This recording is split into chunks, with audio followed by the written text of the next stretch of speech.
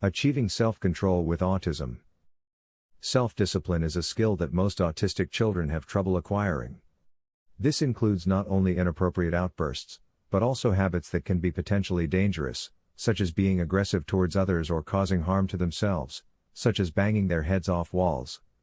To prevent these and other behaviors, one technique parents and educators can use to control autistic tendencies is self-management.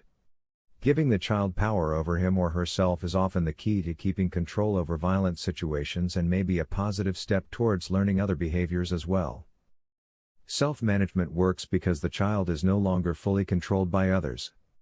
By teaching self-management during specific times of day, such as while the child is at school or therapy, the child will be more likely to continue to practicing self-control during all times of the day. The key is to implement a program in which he or she monitors his or her own behavior and activities. Begin with short amounts of time, and continue to monitor the child from a more passive standpoint.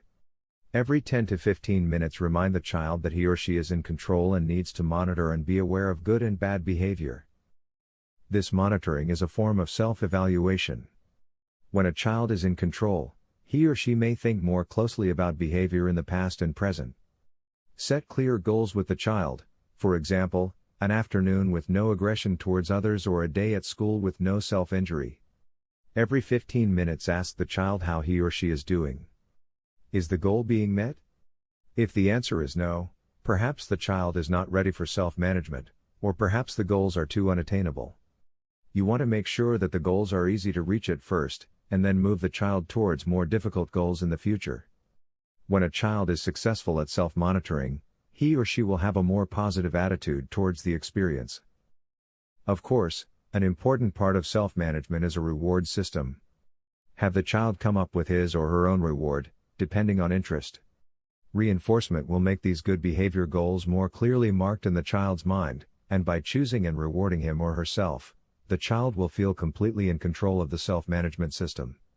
Choose simple rewards to start, such as smiley faces for every goal met and sad faces for every goal not met, and work up to a larger goal, such as a special activity or new toy when a certain amount of smiley faces has been attained. These types of programs do not develop overnight, so it is important that you and the child have enough time to devote to a self-management experience.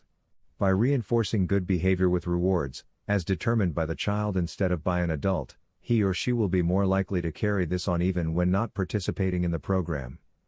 If your autistic child is mature enough, this could be a good treatment program to try.